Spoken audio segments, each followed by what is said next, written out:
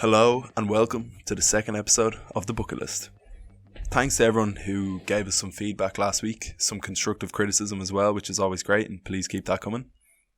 And on that theme of feedback, one of the things a lot of people came back and said was to give a bit of a longer intro into the context of the guest and the context of the book, and also kind of what this podcast is really about. So just to get into the kind of finer details of the podcast, first and foremost, I need to give a big shout out to my good friend Eoghan McDermott and my co-creator. He's a friend of mine since we were in secondary school, so know each other really, really well. And he's definitely the genius behind our branding, our audio quality, and anything really technical at all. So I owe him a huge set of gratitude. And I know a lot of people commented on the great audio quality last week, so huge props to him. But I suppose, why are we doing this podcast? One of the major reasons is that two of us are huge podcast junkies. We're always listening to interesting interviews and conversations, sports, news, politics, everything. And we wanted to be a part of the conversations with some of the people we look up to and we listen to on a regular basis. And I don't think that me going to someone and just asking them to come on and speak to me in a normal form interview would have worked or got too many people to come on. So that's why I thought I'd pick the theme of asking someone to come on and speak about their favourite book. And the response has been overwhelmingly positive, thankfully. Almost everyone has agreed to come on, which is fantastic. I think it's important to have some sort of passion project outside of your day job, something that keeps you, going and keeps you wanting more from that. And every time a guest agrees to come on, I get so happy, honestly. I'm over the moon. So I think that's really important, to have that thing that, even a small thing like someone agreeing to come on makes you so happy. And if nothing else, by the end of this process, I'll have read some great books, have had great conversations with people that I've looked up to. And I think that's enough for me. So far, this is a success already. So I'm really happy with how it's going, and I'm really happy with the direction we're going to be taking it in the next kind of 6 to 8 weeks and the guests we have lined up. So please keep listening. On that theme of the guests that we have coming up today, we have Phil O'Connor, who is a Irish journalist based in Stockholm. And for those of you that don't know, I moved to Stockholm in September 2020, so about 5 or 6 months ago now, actually.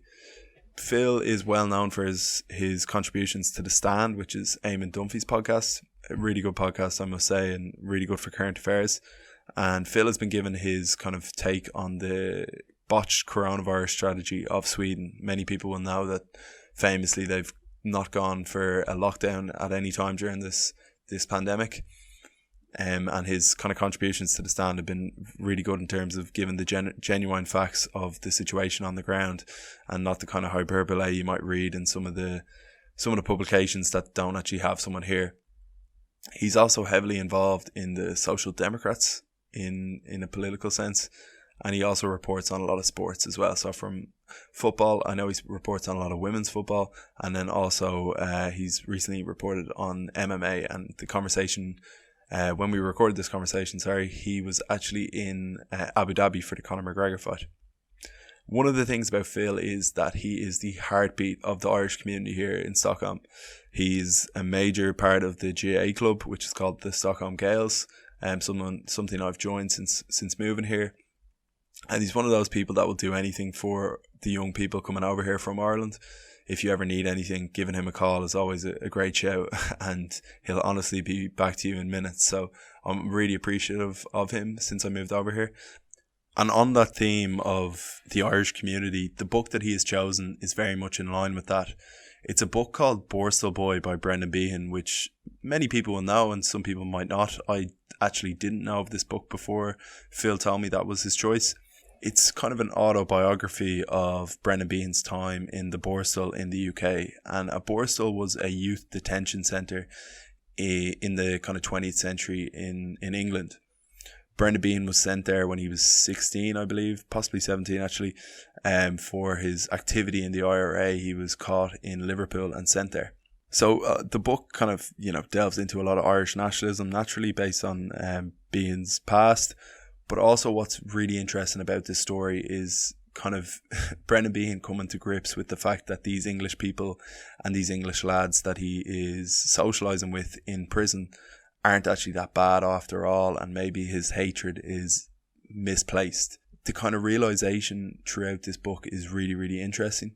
And from this, we dive into topics like Irish nationalism in contemporary society and the potential of a 32 county republic because of Brexit. What Irish society is like today. We also talk about the differences between that time and now. And really, we just have a really interesting conversation around this book, but also Phil's opinions on what is going on today. And he is not shy of giving his opinion, so do listen. Tell me what you think. And if you could, please subscribe to our channels on Apple Podcasts and Spotify. And if you want, please do leave a review if you think we're good. If you think we're worth that 5-star review, please do. So without further ado, I'll pass on to our conversation with Phil O'Connor.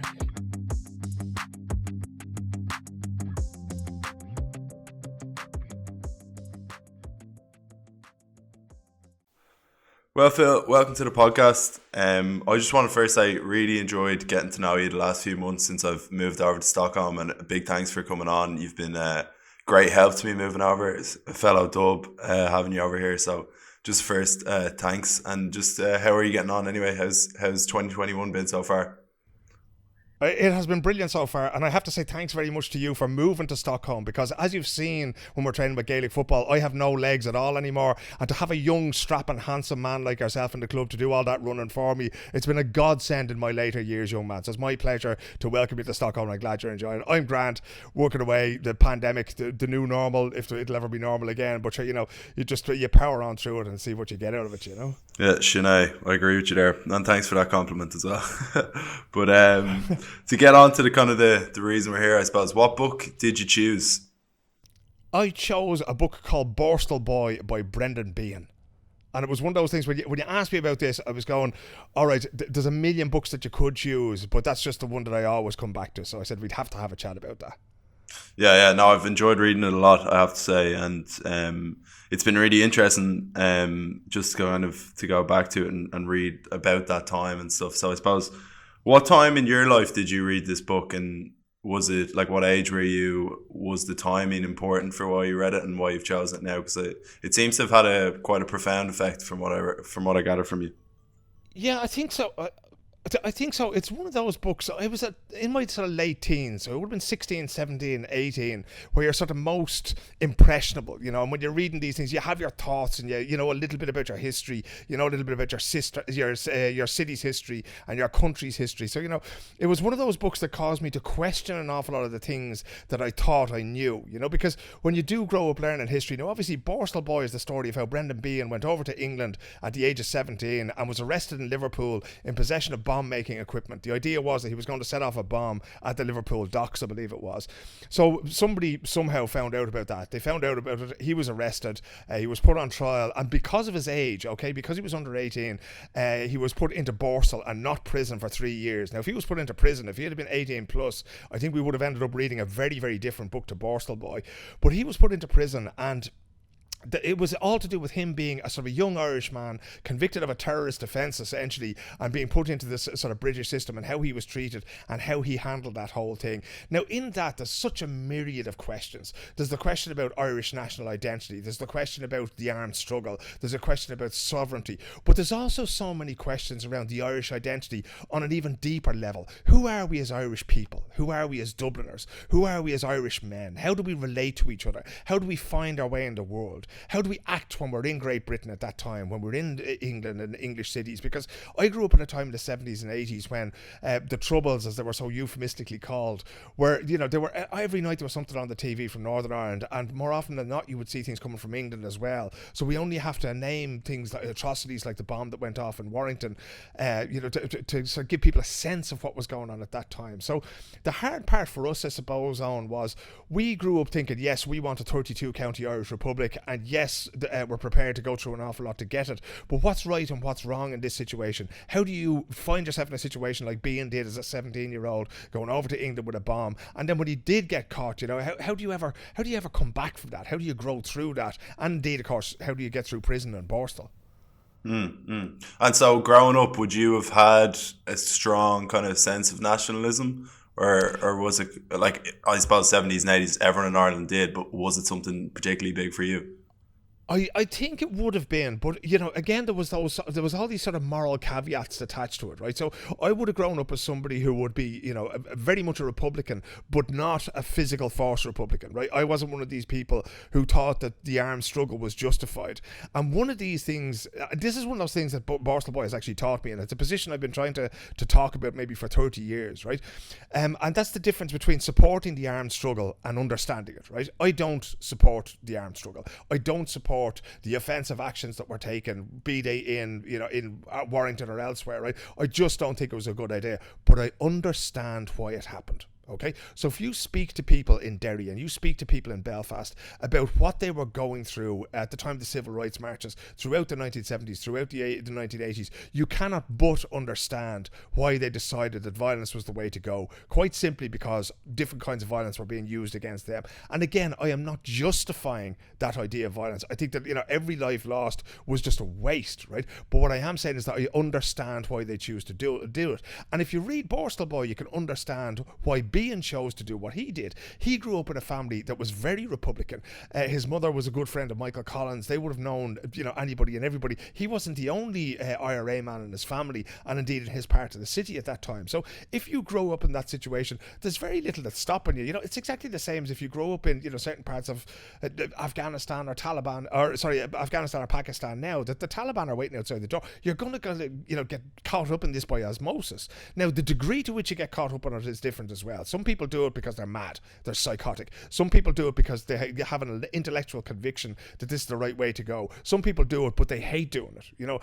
I never got the idea that Martin McGuinness, for instance, was fully committed to the armed struggle. I think, when they talked about the ballot box and the Armalite, that Martin would have much preferred the ballot box, but there was a lot of people, a lot of comrades of his in Derry who would have preferred the Armalite, but it's, it's those complex questions. And when you start to investigate that, the other thing about Behan was that Behan was very much a socialist, right?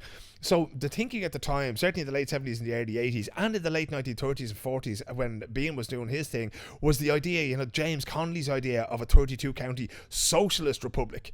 And socialist was just as important as republic to many of the people who were involved at that time, particularly to Behan himself. As you'd have read in the book, his family were tradespeople. His people were all tradespeople. He was a painter himself, a trainee painter. And they were deeply sort of, steeped in the whole idea of unions and of the worker and of getting together, banding together and doing things for each other. And that was also part of it that I had never really examined until that point, because we don't really, and we didn't really have a left wing in Ireland for many years, and we only have a nascent left wing at the moment. If you look at countries like, you're living in Sweden now, you look at the social democratic movement, what they call the workers movement there, Denmark, Norway, it's not as strong as it once was, but that's in their DNA in the same way as maybe republicanism might be in Irish DNA. So it's a totally different way. Same thing in Germany, same thing in anywhere that went through that through the from the 30s on to the 70s, really. We didn't really have that, and Borstal Boy kind of gave me the first understanding of what that was as well. Yeah, just to go back to how socialist he was that you were mentioning there. How important was it that he was so young, though, that it was so easy for him to be radicalized? Like, he was 16 or 17, I think, when he got arrested. So yeah, he was a staunch socialist, but at the same time, he was, he would only be in secondary school at that time if it was a normal day. Like, how much of his convictions can you take at face value when he's that young? Like, how much of your opinions are actually that strongly held at that age?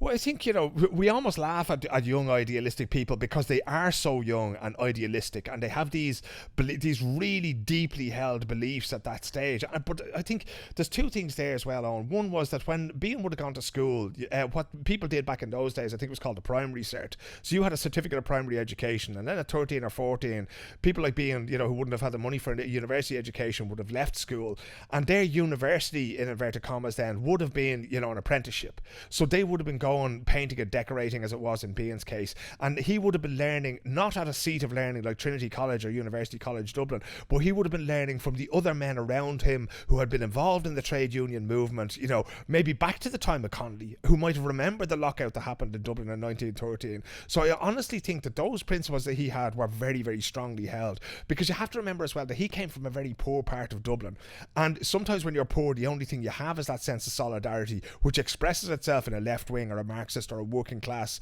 idea of the union being your best friend, because you don't have the capital to back anything up. So I do think that those convictions were genuinely held. A lot of his Republican beliefs in terms of Ireland and the 32 county republic would have come from within his family, particularly from his grandmother and from his mother. So they would have, steeped him in that from a very early age as well. So, and again, the other thing I'd like to say, the impression that I get from Behan has always been that he was a very, very intelligent man, right? So you will meet some people who, they'll see something on the front page of a tabloid newspaper and that will become their opinion. I don't think Behan was one of those kinds of people. I think Behan sat at the knee of people that he knew he could learn from, and he worked side by side with them on building sites, and he used that time then, because a paintbrush doesn't need you to talk to it, right? So you can talk to the man beside you, and he could listen, and he could get the history of the working class people in Dublin and of the tradespeople he worked with. And I think that had a very deep influence on him, and that not just that, but it wasn't just what they told him, but what he thought about.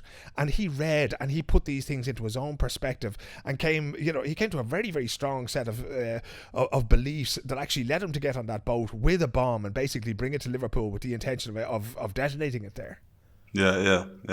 And so just in terms of, you've chosen this book and it's had such a profound impact on you. Did you very much relate to him as a person growing up at that age, or what was it about the book and him as a personality that had such a profound impact on you?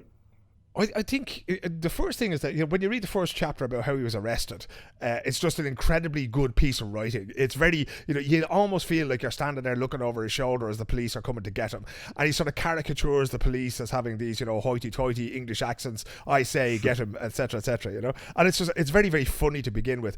But that was one thing.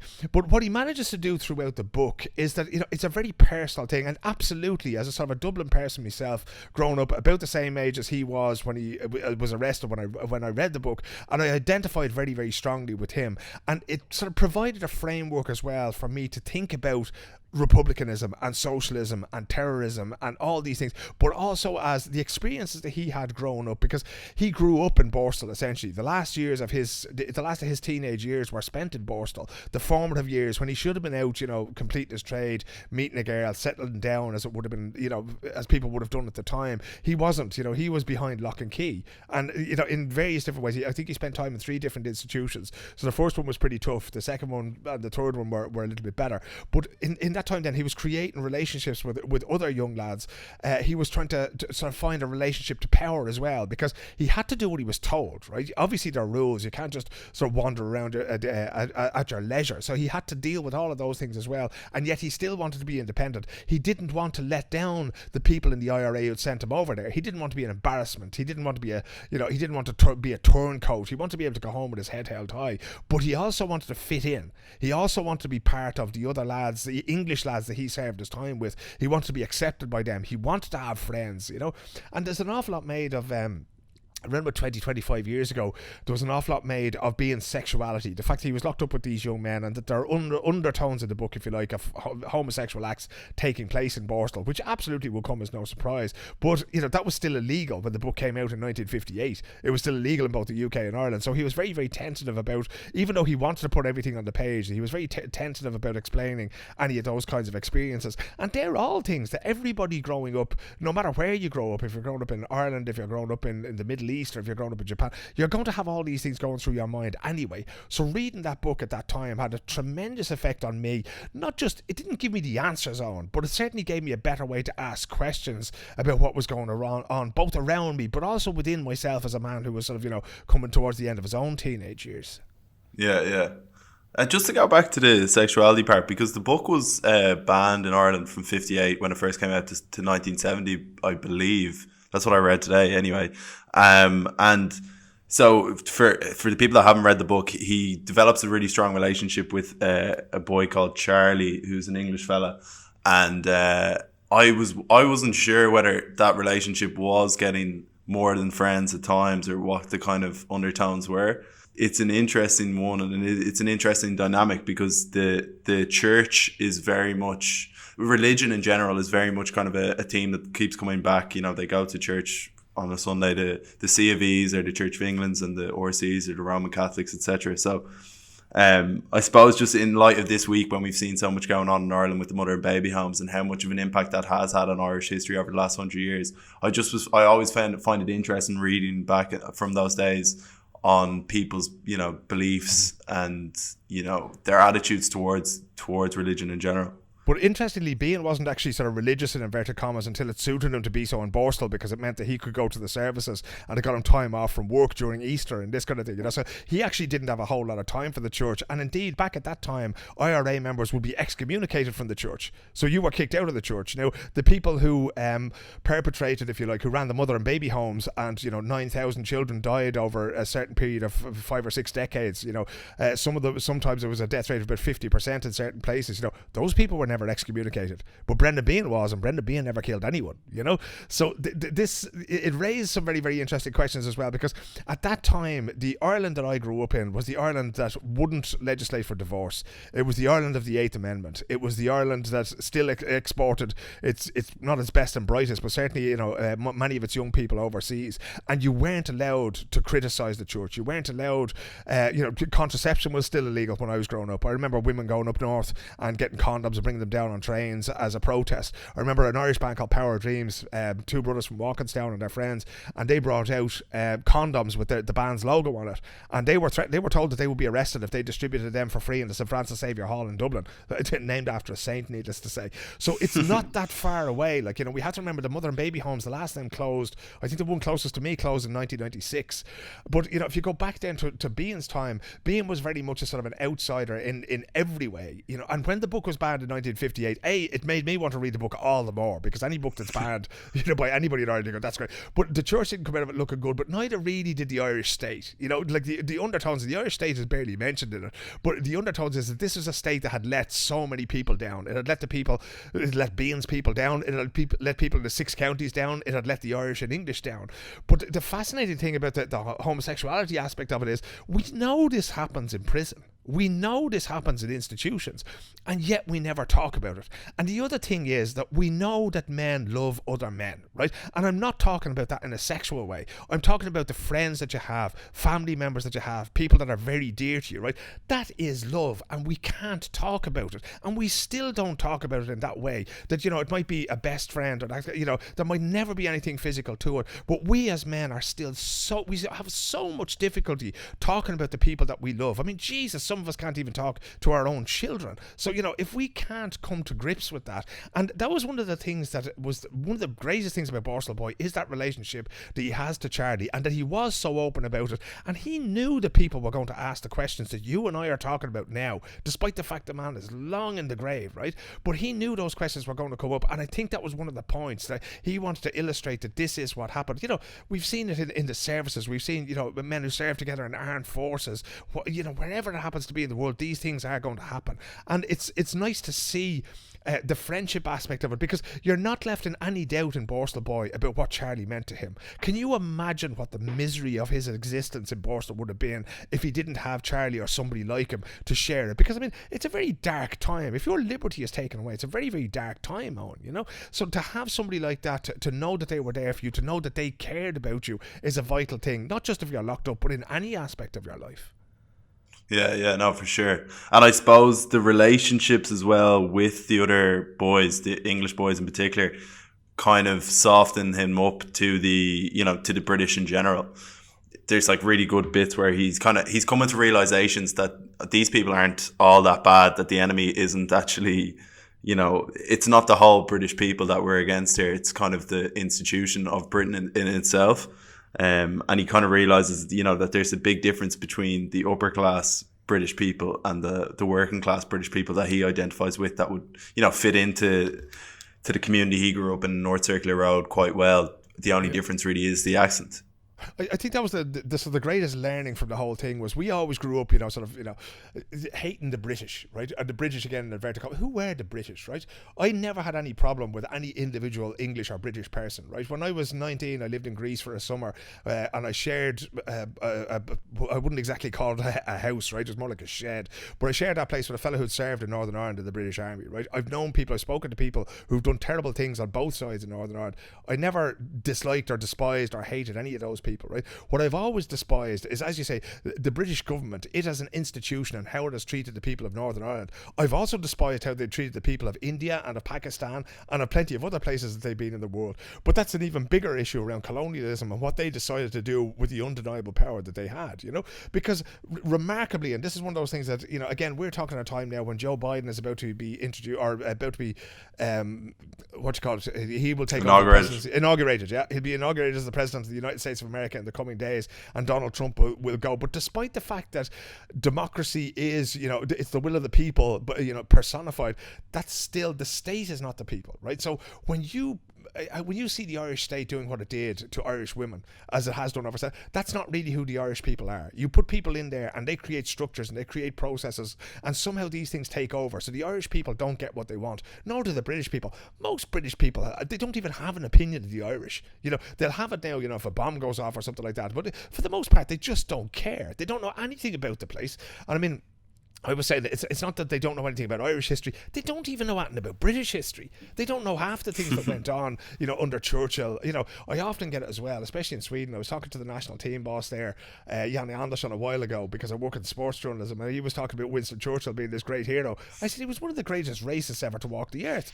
And your mom's going, well, was he? And, you know, so, you know, people don't know, you know, you tend to cast these people just because he made a couple of good speeches, literally 2, in the House of Parliament, and happened to be on the winning side of the war, and everybody thinks he's a great bloke, you know. So, but that thing that Behan said that you were talking about there, that, you know, he really brought, you know, he was the one who made that clear to me, if you like, that the British state and the British people are not the same thing. That my problem has never been with the British people, with the man or woman in the street, right? And not even the people who serve, you know, because, again, this thing of, Behan wasn't locked up with the cream of society, right? He was locked up. One of the lads was a sailor.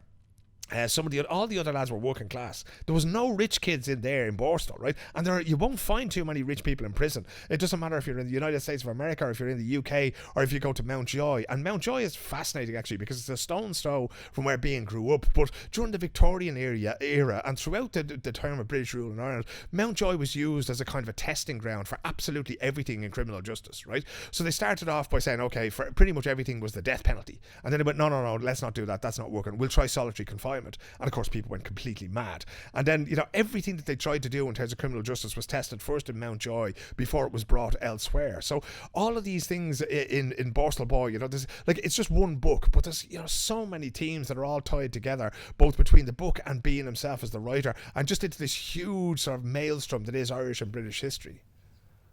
Yeah, no, it's an amazing book, I have to say. And as you said there's just so many different teams. I've got so many things written down here. But I suppose just back to the British thing, do you think that since Brexit, in Ireland in particular, there's been a bit more anti-British sentiment among people my age in their 20s than perhaps, you know, and a lot more sympathy for Sinn Féin in particular that's manifested in elections?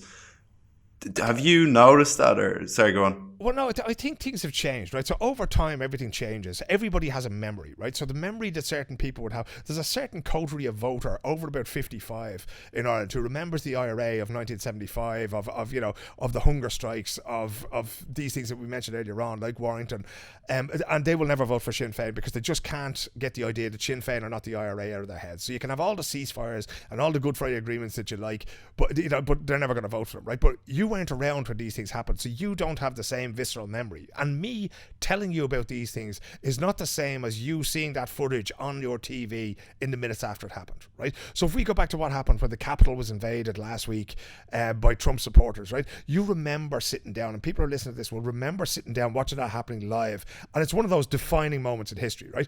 And you know, so you know, us telling our grandchildren about that is not going to be 10% as powerful as us actually seeing that happen live in real time. So that's the attitude, and that's why Sinn Féin were so, you know, they really didn't have any business at all in the South for such a long time. But when people have forgotten about all that, not necessarily forgotten about it, but when they don't have their own strong memories about it, well, then they can listen to the politics of it, right? So, you know, essentially, as I say, I don't condone what happened during the armed struggle, but I do understand why it happened. And now, you know, nobody's happier than me that isn't happening anymore. And now what's happening is that Sinn Féin is coming to the fore as a political force, and we're getting back to the kind of socialism that James Connolly was after, and indeed that Behan himself was after. Now, I don't know, I still think that there's a lot of of Fianna Fáil and Sinn Féin. I think there's a lot of people who are very strong Republicans who thought that Fianna Fáil don't do enough for them, so they wound up in Sinn Féin. I don't think everybody in Sinn Féin is a diehard socialist in the way that Behan would have been. But I still think that, young people today are more compassionate. They don't have that sort of, stumbling block, if you like, that was the IRA and that was the armed struggle, so they can look at things with a clearer eye. I think there's a lot of irony attached to it. So I don't think there's a whole lot of hatred. So if you look at the Ireland Simpson fans Twitter page and Facebook page, you'll see the things that they use, going on about the tans, so there's a lot of sort of irony, there's a lot of memes in there, and I think that that's a good thing. I think it's a sort of a healthy disrespect. The British are still the people who wield immense power, and they wielded even more power in the past. So I'm afraid, this is not racism, it's not xenophobia. When you're in a position of power, you kind of have to accept that people are going to tease you a little bit. But I do think there's, for my part, there's a huge sadness attached to the whole thing, right? I hated travelling to England in the 1990s to the extent that I stopped going, right? If I had to travel anywhere, I would travel directly there. I would not go through London because of the way the people in their late teens and early 20s were treated by police when you got to places like Stansted or when you got to Heathrow. And you were basically, the way, brown-skinned Muslims would be treated for the last 15 or 20 years since 9/11, right? Now, I'm not comparing those two things. People with brown skin are treated a whole lot worse now than we ever were. But that sense of suspicion, I was questioned one time in Stansted by the security people there, and it was a very uncomfortable experience, and it just put me off completely going there, So, but still, I have this sense of sadness on about Brexit, about them leaving the party, about them just walking away from everything, because I don't see any logical reason for it. I don't see any gains whatsoever from it. You're taking back control. Control of what? You're an island. You've nothing else, You've one land border in the north, which will hopefully disappear at some point, hopefully within my lifetime. But after that, what have you got? This idea that, you can make your own rules, you are making them all along. There just doesn't seem to be any upside. And what I actually do fear more than anything else is breaking the bond between the UK and Ireland, between Britain and Ireland, because it's, it has been poisonous in the past at times, but it's also been very positive. And by that I mean, if you look at, so many Irish people, Ronan Keating is going on about it over there now, standing up for British or for artists in Britain who won't be able to travel abroad. Seamus Coleman, all the lads who played football over there. There's so many Irish people. Every single Irish person you meet has family in Birmingham or in Liverpool or in London, and they've generations of people there. For us, it was an outlet. When I left school in 1989, that was your outlet, was to go to London, because if you felt that the country was too oppressive and that the church was still too much, you could go there and be yourself, and you're still only an hour from home. And to take that away from people, now I know we can still do it to a certain extent, but they've told us that they don't want to be at the party anymore, and I think that's really sad, because anything that breaks those bonds, we should be looking to create stronger bonds between nations and not break them. Yeah, but it's, and as well, like, countries gain certain brands, you know what I mean? I know Dave McWilliams talked about this recently, but Sweden in particular, during this COVID pandemic has gained a new reputation for something that it normally didn't have, and Britain's the same in the last 4 years since Brexit. A reputation actually does matter when it comes to countries and people wanting to do business, and I think it is going to be a weird time the next decade for them, but But if you look at them as the huge financial centre that London was, right? The whole reason, and this has been true for centuries. So back when Behan took the boat over from Dublin to Liverpool, right? The reason he went there was to attack the centre of power. The Liverpool docks was absolutely massive. It also employed an awful lot of Irish people, ironically.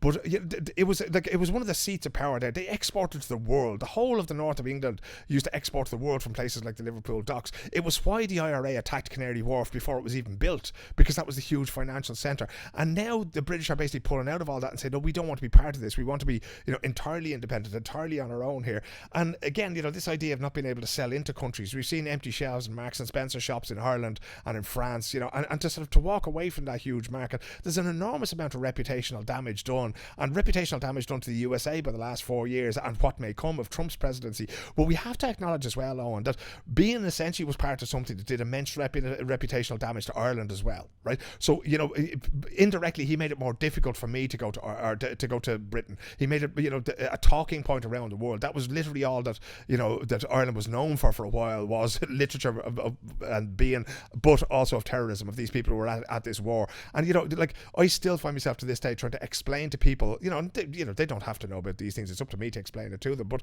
it gets tedious. I'll be 50 this year and I've been explaining these things for 30 years to people on my travels, and you kind of wish that, we were so far removed from that. Now we're getting to that point because it hasn't happened for so long.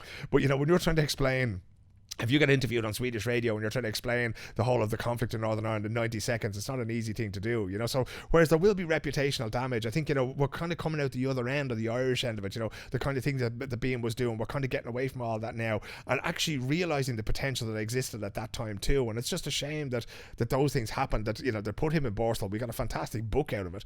But, you know, what actually happened there, it really was so needless. And you get the same idea with Trump and with Brexit too. So how important do you think it is that we avoid that needless conflict, as you mentioned earlier, if there is a potential reunification, which won't have to be fought for realistically? It could just be by accident of Brexit, or by more Catholics being in the north and a vote taking place. Yeah, I was in France at the European Championships in soccer in 2016 when the vote took place, and, you know, unlike many, I went to bed being utterly convinced that they were going to vote for Brexit. They were going to vote to leave the European Union, and I got up the next morning and there it was. And the first thing I thought to myself was, well, there's your United Ireland right now, because Northern Ireland voted to remain in the European Union and the rest voted out, right? So what you have essentially, or the way I see it in Northern Ireland at the moment, is you still have a very conservative minority who have an awful lot of skin in the game. They have an awful lot of power there. And that would obviously be the DUP and the people who would be sort of loyal to them. But I think the average man and woman in Northern Ireland is saying, you know what, this just isn't worth it anymore. Is there any way that we can somehow keep this going, that we can somehow preserve our culture and our identity that we spent, you know, centuries essentially trying to preserve, and that blood has been spilled to preserve, and just get this over with, because this is not going to suit anybody. You know, Northern Ireland are the real, you know, to me they're the real losers in the whole thing. The way the whole thing is structured, the whole thing is set up, they're going to lose. Scotland are certainly going to lose, Wales a little bit, but Northern Ireland is going to lose the most.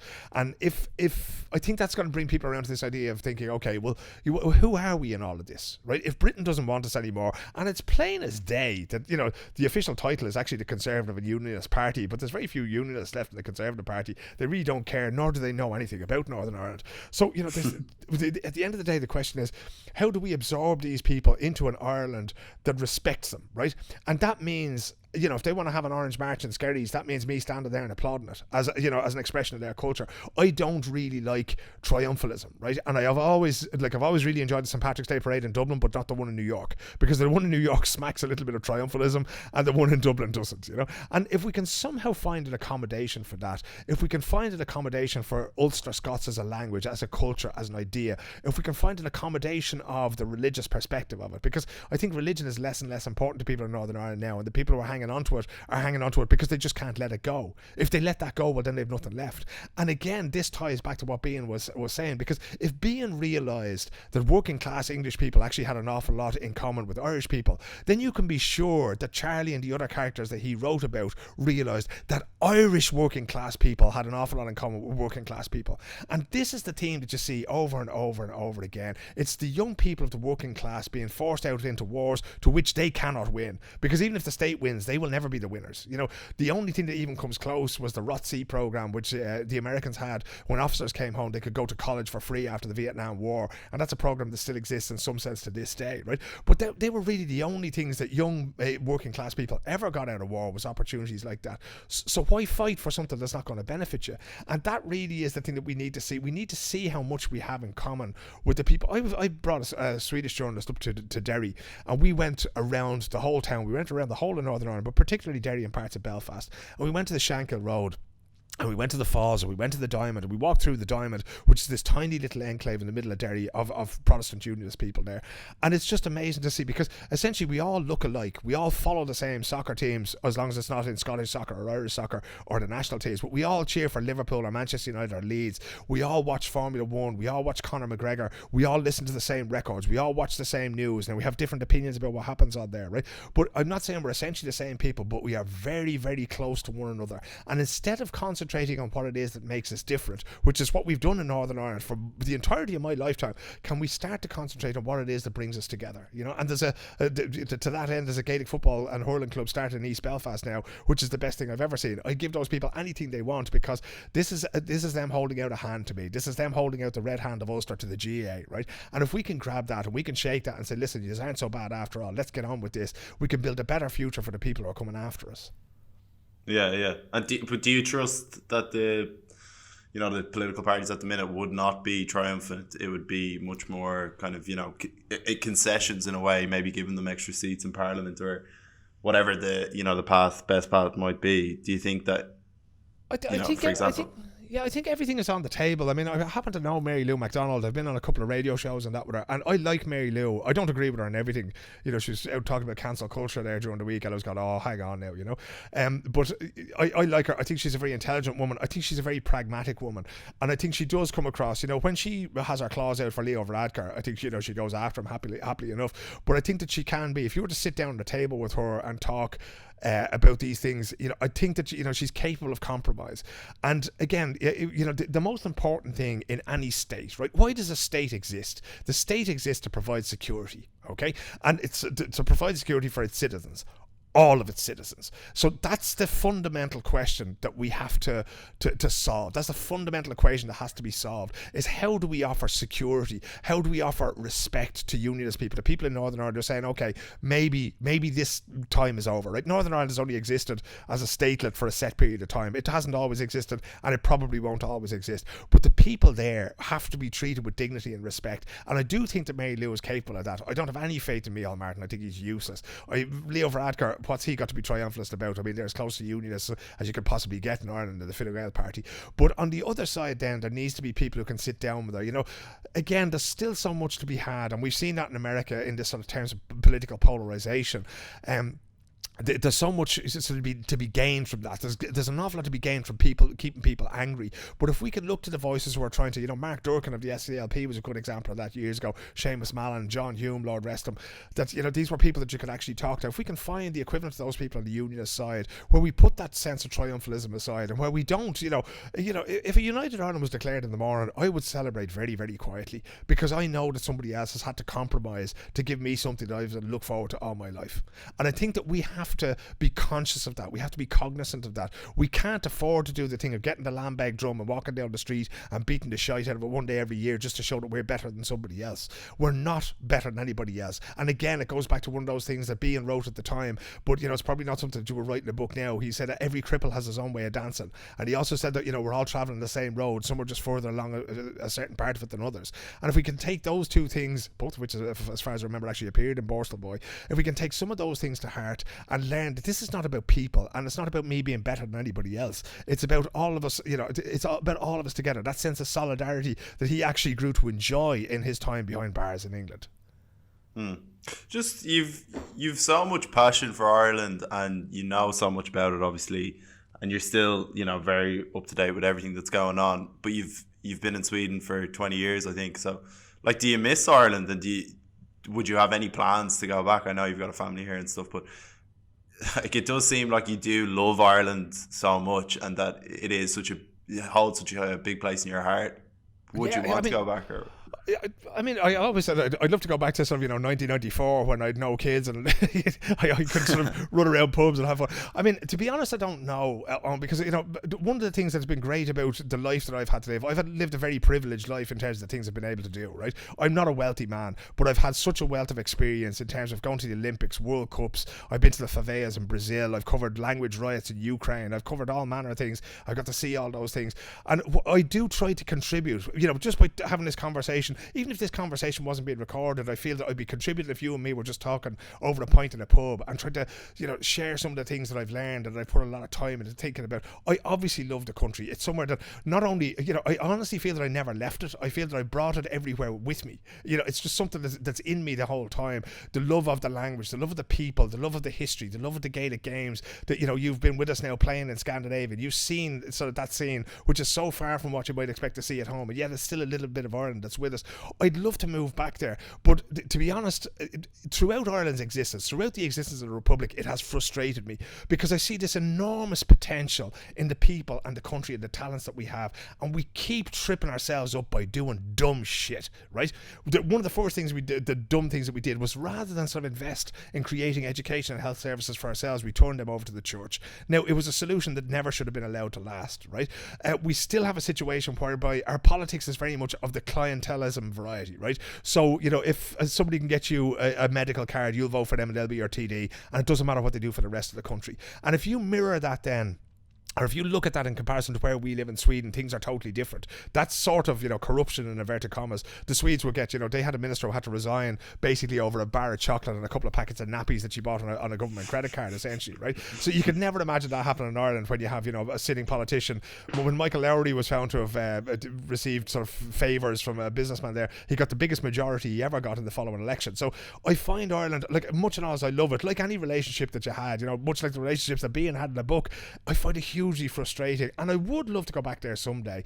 I've toyed with the idea of getting involved in politics, and I figured maybe not. Maybe the best thing I can do is to keep doing the things that I'm doing. I write an awful lot about the good things that happen in other places, and I sort of present them then in Irish media as maybe this is something that we can have a look at, right? You've no idea the amount of hate mail I used to get when I would talk about parental leave in Sweden, because I was off for a total of 10 months with both of my children, as the foundation of the relationship that I have with them today. When my brother, when his daughter was born a few years ago, he got 3 days unpaid, and that kind of thing is just, it's anathema to us now because we lived outside the country. We've seen different things going on, so I do, it's a complicated thing for me. Eventually I would love to go back there. I'd love to live in, somewhere on the west coast in Carna or somewhere like that, and just, spend my days sort of reading things in the Irish language and having the crack and watching hurling at the weekends, but then, there is that thing as well that, still want to be able to travel the world and see the things I see. So, it's complex. At the moment, I'm not 100% at ease with it. I can't give you a concrete answer that, when I'm 65, I might just retire back there. My wife says I'm never going to retire at all. But yeah, it's something I can see in the future. But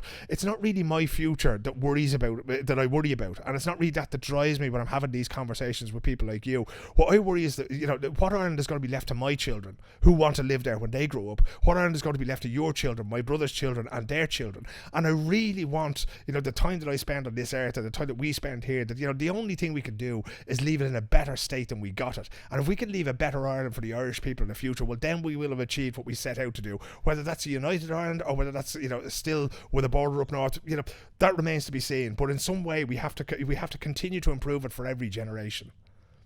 Yeah, no, that's amazing. That's really inspired me, actually. But you're gonna move home tomorrow. I'll get back to Stockholm now and you'll be gone, will you? Yeah, no, I'm gone. I'm out of here. The snow has got to me already. No, but it's interesting. Just a few things that you said there in terms of, like, you love Ireland, but as to go back to kind of how we view Britain as we don't like the kind of British institution, if that makes sense. Similar to Ireland, we kind of frustrated with the institution of Ireland rather than the place. Everything about Ireland, the people, is great, but maybe the accountability at times isn't always the best. And I think, does that come back, do you think, to maybe a slight inferiority complex that we have? That, for example, to bring it back to Sweden, that when something like that happens where their politicians have done something, they really demand the highest level and have really high standards and kind of maybe value themselves really highly, that they think that, they should have the best politicians. Whereas maybe in Ireland, it's a bit like, sure, it is what it is and we'll get on with it, Is that kind of something back to our colonial past, that we don't have the highest opinion of ourselves and maybe we don't, think that we should have the best politicians, and we kind of give people that out all the time? Yeah, I think that's, you're onto something there, and especially when it comes to both Britain and Ireland, right? Colonialism does enormous damage, not just to the colonised, but also to the colonisers, because they get this whole suite of beliefs about themselves that they actually think that they're better than everybody else, and that by default everything they do is right, And the same thing in Ireland there, that we have this idea. You have to remember that in the 70s and 80s, the Ireland that I grew up in was an extremely poor country, right? And I mean, I don't want to be that elf like going, in my day all this was fields and this kind of thing, It's not that at all. Yeah, exactly. I fucking hate that, But when you guys were growing up, and I was thinking that, double glazing wasn't a thing. It was colder indoors than outdoors in the winter in Ireland when I was growing up there, And then you moved to Sweden. But, so we looked at all these things and we were so grateful for the little that we got, right? And I mean that as a nation. I'm not talking personally now, but I mean that as a nation. We were so grateful for the crumbs from the table, If some American president like John F. Kennedy came to visit, we built a fucking park for him in Wexford just because he showed up, Obama has a Supermax somewhere, but JFK got a park, and like all those things, that we had these really, really low expectations, and now the problem is that we have low expectations and we fail to meet them, So what we really need to do, what the Swedes did really, really well, was they were neutral in the Second World War, right? So that meant that they didn't get involved on either side. The Nazis actually sort of moved through Germany when they were conquering Norway, and the Swedes turned a blind eye, right? But they were left alone, so they weren't attacked. Their industry wasn't bombed. Their forests weren't bombed. So at the end of the Second World War, all of a sudden they had the machinery and they had the raw materials needed to rebuild Europe. And by God, did they make out like bandits on that, right? They made an absolute fortune. But as that was happening, you had this sense of this tripartite thing between the state and you had the working people and very little of the church, right? But you had certainly the state and the unions got together and said, right, what's the best thing to do with this, right? What are we going to do here? And they said, okay, we'll have collective bargaining. People get properly paid. People get paid vacations. All that. And out of that, they built what the Prime Ministers Olof Palme and Tage Erlander used to call the People's Home, right? Folkhemmet. And that was this, welfare safety net through which nobody was supposed to fall. And we've never really had that in Ireland. And they don't have that in the States either, where Irish people have been very involved in politics. And they don't really have that in the UK either. So rather than looking at something and say, okay, how can we make the most out of it, they're going, okay, what's the minimum standard that we need for everything? And that's not really what's happened in Ireland and the UK. What I would love to see in Ireland is, I think it was U2 played in the Point Depot, which is now the 3 Arena. It might have even changed since then, but they played on 1989. On New Year's Eve, they played a show there, and at the end of the show, Bono said, thanks very much, good night, we're going off to dream it all up again. And I'd love to see Ireland and the Irish people go off and dream it all up again. Now, it's been done to a certain extent with constitutional conventions, where we've looked at certain aspects of legislations. One of them is coming up now, is giving immigrants like me and you the right to vote. So those things, but that's on a very small scale. I would love to see us sit down and say, okay, what kind of a society are we? Who are we as people, and what do we need? And that is going to include, and I would like to see it include absolutely everybody. So it includes me, it includes you, it includes the travelling people, it includes the very small Jewish community that we have in Ireland, it includes the people in direct provision, it includes the people in Northern Ireland, it includes the people in Birmingham and in Liverpool and in Bangkok and in Seoul and in Dubai and in all these other people.